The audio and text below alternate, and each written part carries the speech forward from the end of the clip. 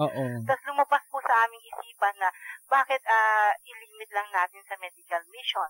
Why not pagsamahin po ang nutrition at saka yung mga medical na binibigyan yung serbisyo. Okay. Kaya po napag-usapan po na sinabi na why not call it nutrition clinic na lang. Okay. Pero meron pong mga nagpa-participate na mga nutritionist, dietitian naman. Opo, marami po. So, humuhugot kayo dun sa mga lokal na pamahalaan. Opo. Okay. Maganda yung sinimulain ng ng Laguna at saka ng Mindoro Occidental. Okay, sana ay maging successful yan at nang may scale up at gamitin nyo rin sa pag-promote ng control and prevention ng non-communicable diseases. Kasama yung mga blood FBS, etc., sugar level, mga ganon, determination. Oo. Okay, maraming salamat Miss Aileen. Medyo tapos na ang ating oras for this interview pero may pagkakataon pa naman sa future na makalampagin ka namin ulit para makaniig mo ulit ang ating mga tagapakinig sa Nutriskwela Radio Station. May gusto ko pa bang iparating sa ating mga tagapakinig, Miss Aileen? Nasa iyong pagkakataon. Opo. Gusto ko lang po sabihin na ang malnutrition po ay isang malaking problema na kailangang harapin at labanan. Hindi po kaya ng gobyerno lang o NNC lamang. Bawat isa po sa atin ay may mahalagang papel na dapat gampanan upang labanan ang malnutrition. Let's do our share. Magkapit busy po tayong lahat. At yun lang po. Maraming salamat. Nako, very well said, Miss Aileen. Muli, maraming salamat sa iyong oras at umasa kang kukumustahin ka namin muli sa mga susunod na pagkakataon. Napakinggan po ninyo ang atin pong panayam, maiksiman ay mas kabuluhan, kay Miss Aileen Blanco na siyang ating officer in charge sa dalawang malalaking rehiyon ng bansa, ang Calabarzon at Mimaropa. Cavite, Laguna, Batangas, Rizal at Quezon for Calabarzon, Mindoro Oriental, Mindoro Occidental, Marinduque, Romblon at Palawan para naman sa Mimaropa. Okay, maraming salamat uli at magbabalik po ang One Nutrition, One Nation. One Nutrition, One Nation. Alam nyo ba na para mahikayat ang kapamilya na kumain ng gulay ay pwedeng gumamit ng niligis o puree at lutong gulay tulad ng patatas, kamote at kalabasa at ihalo ito sa paggawa ng mga sabaw at sopas? Maghanda ng gulay sa iba't ibang paraan at iwasan na lagi itong nilaga o ginisa. Ang ibang gulay ay maaaring kainin ng hilaw, pinasingawan, inihaw at hinurno o baked. Ang mga gulay katulad ng carrots, pipino, kamatis, letsugas, green pepper at iba pa ay lalong sumasarap kung may sausawan o dip o low-fat dressing or French dressing na pinagsama-samang suka, asin, asukal at paminta. Maaari din gawing dekorasyon ng gulay sa paghahanda ng pagkain katulad ng hiniwang kamote, singkamas, carrots, beans at iba pa. Wastong nutrisyon. Alamin, gawin at palaganapin. Isang paaralang hatid ng National Nutrition Council ng Department of Health. One Nutrition, One Nation. Last week po ay nakausap natin ang isa sa mga contender sa National Outstanding Barangay Nutrition Scholar for 2010 na si Miss Merlinde Hubalan ng Barangay Tabok sa bayan ng Opol, lalawigan ng Misamis Oriental. Ngayong hapong ito, makakausap naman natin ang isa pang contender para dito sa ating 2010 National Outstanding Barangay Nutrition Scholar Award na magmumula pa rin sa Mindanao. Dito naman sa Barangay Concepcion ng Kabasalan, Zamboanga, Sibugay. At siya ay walang iba kundi ang ating Barangay Nutrition Scholar na si Miss Lina Guerrero. Masustansyang hapon sa iyo, Miss Lina. Mayong hapon. Oo, at saka sa lahat ng kababayan natin dyan sa Region 9 sa Zamboanga, Sibugay. So, isa ka dun sa 7 na napili ng National Nutrition Council bilang finalist or contender dun sa ating National Outstanding Barangay Nutrition Scholar Award. Pero, dun sa region, sa Zamboanga Peninsula, ano ba yung mga ipinakita mong magagaling na activities at ikaw ang pinili bilang Regional Outstanding Barangay Nutrition Scholar? Ako ginubit ang akong mga project. Oh. akong tupad sa akong sa akong barangay. Ang una, basura mo, premium mo, nga palapnag na ako din sa akong barangay sa mga residente ba ma'am? Ng aking at maaari sila'y manalo. So, paano pag mag-kolekta sila ng mga basura? Tapos, pag nagkolekta sila ng basura, anong gagawin? Sinong magkolekta? Saan nila dadalhin? Kami mga barangay official, ma'am. Oh. At ipunin ang kanilang basura at maaari silang manalo sa premium, ma'am, sa pamagitan ng isang raffles draw. Okay. Ano naman ang premyo ng kung nagtuo ko sa kaning mga pamaagi, makuha-kuhaan ang mga sagbot sa mga paligid, ma'am. Okay. So, nagiging malinis ang kapaligiran nyo.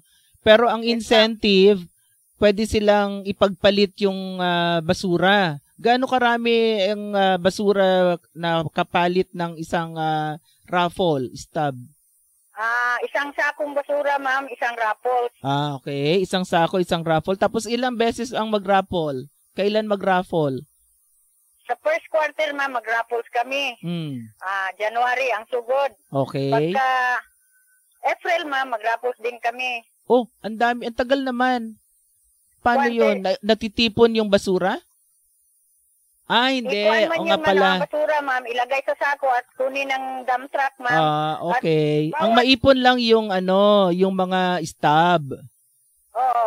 Okay. Maipon ang mga stub, ma'am. Sa bawat isang sako ay isang ticket. Okay. So, nila, ma'am.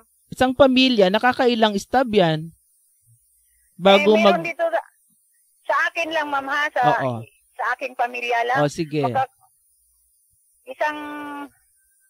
Isang week, ma'am, ay 10 sako man sa akin, ma'am. Okay. At sa iba naman, 5 sako. Oo. So, ipunin nila, ma'am, ang ipunin ang din kanilang lahat. mga ticket. Oo. Tapos ano naman ang mga premyo? Pabalita mo sa mga nakikinig natin. Anong premyo pagkatapos nila? Ang mga premyo nito, ma'am, ay mga groceries, kagaya ng bigas, gatas, at saka mga ano-ano ang gamitin sa kusina, ma'am. Okay. Marami naman ano naman ang resulta?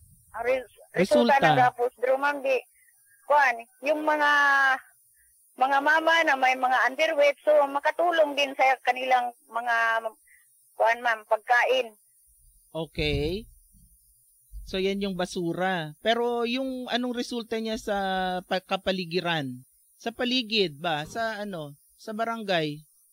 Ang sa paligid, ma'am, nakuhaan, ma'am, ang mga nakuhaan ang mga kahugaw sa among palibot. Kabugaw, yung dumi-dumi. Okay. Mga rumi-rumi nga makabawal sa mga bata nga dili magsakit. Okay. Mabuti naman. So kukonti na lang may sakit. Kumusta? Ano pang mga sakit. Ano pang ibang project mo? Ano pang ibang project na maganda? Maliban sa basura mo. Itong dike, ang dike ko naman, ma'am, makasilbing daan. Sige. Ikwento mo yung iyong dike at maganda rin yan. Ano naman ano ba yung sitwasyon noon at bakit ka nag-project ng dike? Ko, ma'am, ang sitwasyon noon, ma'am, yung mga buntis ko at saka mga nanay na nagdala ng mga bata, hindi makapagpatuloy kung mataas ang tubig dito sa amin, ma'am. Pag high tide. Kasi maggamit pa ng bangka. Magkano plete? Ma'am? Magkano ang bayad sa bangka? Hindi naman magbayad ng bangka kay marami sa amin dito, ma'am. Bawat isang household mayroon man mga bangka, ma'am. Kasi ang aming hanap buhay ay pangisda. Okay. Naisipan ko lang yan, ma'am. Oo. Tungod kay na ako'y nag-isip-isip ako kung paano ang mga mama maitulong ko sa kanila. Napag-isipan ko, ma'am, na mayroon din akong na inibinta ng asin bitaw, ma'am. Bininta ng iodized. So, nakaisip ako nga na magpatayo ako ng dike. Oo. So ano naman sa pagsuhol na ko, ma'am, sa paghakot og mga lupa at saka buhangin. Oh, sino ang nagtulong sa iyo para mabuo yung project na yan? Ang aking purok president at saka barangay council, ma'am. Oo, yung mga asawa ng mga buntis, nagtulong ba? Nagtulong din, ma'am. Okay. O sige, hanggang ngayon ginagamit pa yung dike na ginawa mo, tsaka Ito, ma'am, dito na sa aming sa aming magdaan ang mga tao, ma'am. yung At yung mga buntis. kumusta naman ang toilet? Ang Yung toilet toilet namin, mo. ma'am, makatulong po sa ilaha, ma'am, kay ngano. Sa una nga wala pa mi kasilyas, ma'am, ang mga bata kahit saan-saan man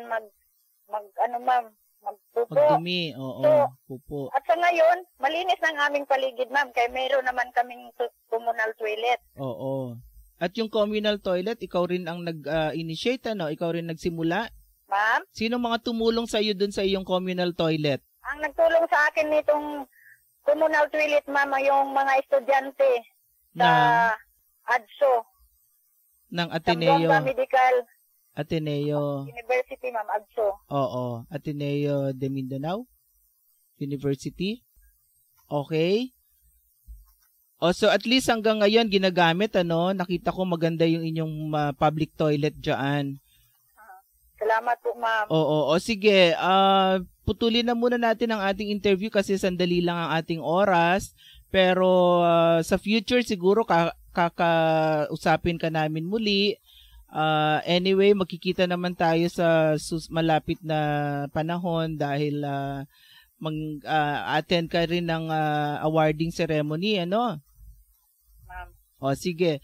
Okay, maraming salamat Miss Lina Guerrero, ang ating pambato ng Zamboanga Peninsula para sa 2010 National Outstanding Barangay Nutrition Scholar Award.